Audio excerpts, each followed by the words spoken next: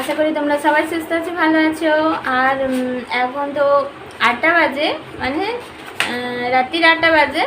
তো মেয়ে কি বায়না করছে জানো তো?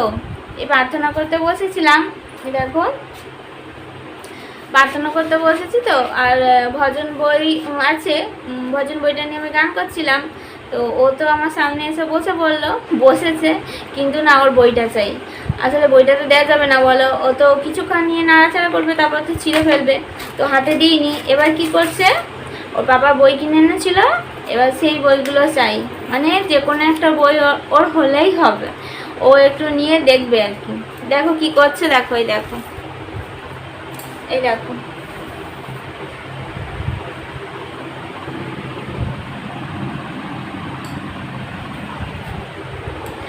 বই নিয়ে ব্যস্ত এখন। ভজন বই দিইনি, আর এই বাইবেলটাও দিইনি, তার জন্য একটু রাগ হয়েছে। রাগ করলে আর কি হবে, দেওয়া তো যাবে না। তো ছবি দেখছে, বইতে ছবি আছে তো। এই দেখো, এই দেখো।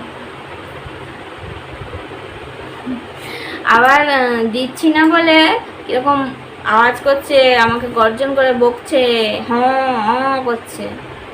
খুব শিখে গেছে। তো কুহুসোনা এখন বইয়ের পাতা উল্টে উল্টে ছবি দেখছে। বেশ অনেকক্ষণ টাইম হয়ে গেল, কিন্তু ও পাতার ছবি দেখছে বেশ সুন্দর করে। তো দেখুক, চলো তোমাদের সাথে আমি একটু পুরানো দিনের কথা শেয়ার করি। তো আমার মেয়ে যখন কাঁদতে পারতো না, মানে ও চিৎকার করে তো আগে কাঁদতে পারতো না, তো অনেকটা টাইম লেগেছে ওরকম কান্না আওয়াজ বের করতে।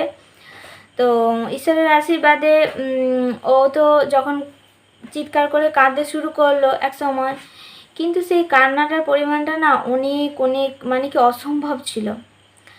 তো যাই হোক, সেটা তো আগে তোমাদের সাথে শেয়ার করেছি। তো আজকে একটা অন্য কথা বলবো। ঈশ্বর কিন্তু চান না যে আমরা চোখের জল ফেলি। তো চোখের জল কে দেখতে ভালোবাসে জানো তো? শয়তান। তো শয়তান চায় যে আমরা কষ্ট পাই, আমরা চোখের জল ফেলি, আমাদের যন্ত্রণা হোক। তো ঈশ্বর কখনোই চায় না যে আমরা চোখের জল ফেলি, কষ্ট পাই, আমাদের যন্ত্রণা হোক। কারণটা হলো, আমি যতটুকু শিখেছি মণ্ডলীতে গিয়ে, তো উনিই সৃষ্টিকর্তা, উনিই পালনকর্তা, উনিই রক্ষাকর্তা, সেই একমাত্র ঈশ্বর। তো উনি আমাদেরকে সৃষ্টি করেছেন।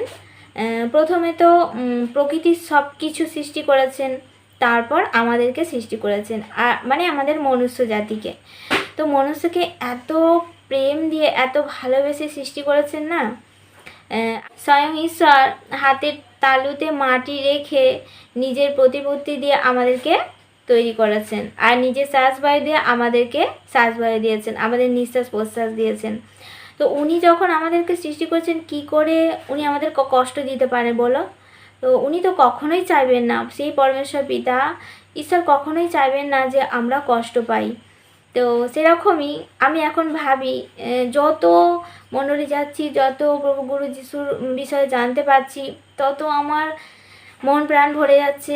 আর আনন্দে কি বলবো, প্রত্যেকটা মুহূর্ত তোমাদের সাথে শেয়ার করছি। আমি সুন্দর আছি, ভালো আছি, সুস্থ আছি। আমি কেন, সবাই সুন্দর আছে, ভালো আছে।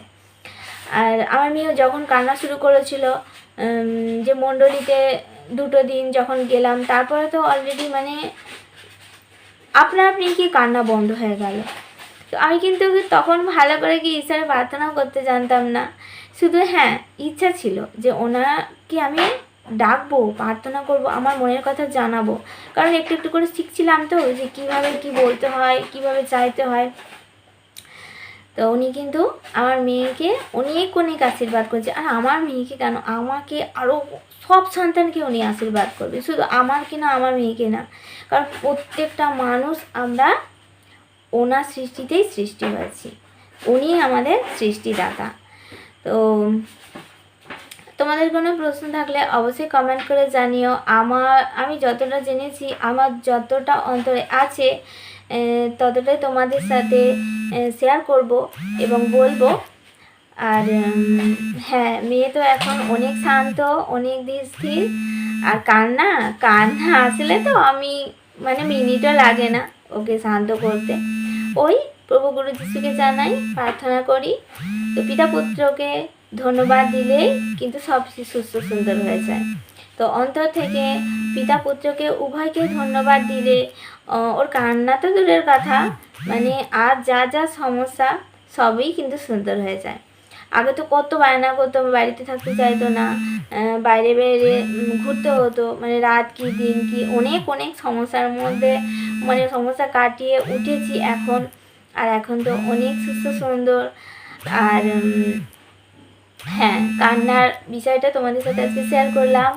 আমাদের পরমেশ্বর পিতা, সেই সর্বস্ব পিতা ঈশ্বর কখনোই আমাদের কিন্তু চোখের জল দেখতে চান না উনি। তাই আমরা কখনোই চোখের জল ফেলবো না। আমরা শুধু চেষ্টা করব ওনাকে ডাকার, ওনার কাছে প্রার্থনা করার, ওনার কাছে চাওয়ার যে আমাদের চাওয়ার কি আছে, শুধু আমরা চাইতে থাকবো, কিন্তু চোখের জল ফেলবো না। চোখের জল ফেললে সেই শয়তান কিন্তু আনন্দ পাবে, ঈশ্বর কিন্তু কষ্ট পাবে। আমাদের ঈশ্বর, আমাদের সৃষ্টিদাতা, উনি কিন্তু খুব কষ্ট পাবেন। তো চলো, তোমরা সবাই সুস্থ থেকো, ভালো থেকো। আবার একটা নতুন ব্লগ নিয়ে অবশ্যই আসবো। ভালো লাগলে অবশ্যই লাইক কমেন্ট করে শেয়ার করে পাশে থেকো। দেখো আবার এই ইমপ্রুভমেন্টটা তোমাদের সাথে শেয়ার না করে পারলাম না। আমি যতক্ষণ ভিডিওটা করলাম ওর পাশেই তো বসেছিলাম, আর তার আগে থেকেই কিন্তু ও বইয়ের পাতাটা উল্টাচ্ছে। তো আগে কিন্তু এতটা টাইম ধরে না ও বইয়ের পাতা উল্টাতো না, মানে ছিঁড়ে একদম কুচি কুচি করে ফেলতো। তো দেখো অনেকটা টাইম হয়ে গেছে কিন্তু ও বইয়ের পাতাটা কত সুন্দর উল্টে উল্টে দেখছে, দেখেছো? তো বুঝতেই পারছো এটাও একটা ঈশ্বরের আশীর্বাদ। প্রত্যেকটা মুহূর্তে ঈশ্বরের আশীর্বাদ পাচ্ছি। আর কুহু সোনা, ও কুহু, একটু মাম্মাকে দেখো তো। ওই দেখো, দেখছে আমার সোনাটা। তুমি যিশু দাদা বলো না, বলো যিশু দাদা। তো অনেক তো আশা মেয়ে যিশু দাদা একদিন বলবে, তো নিশ্চয়ই বলবে। তো চলো, তোমাদের সাথে মুহূর্তটা শেয়ার করলাম। দেখো কত সুন্দর পাতাটা, আমি আর আনন্দ আমার ধরে রাখতে পারছি না। তো এটা তো খুশির জন্য চোখের কোণে জল চলে আসছে। তো চলো, তোমরা সবাই সুস্থ থেকো, ভালো থেকো।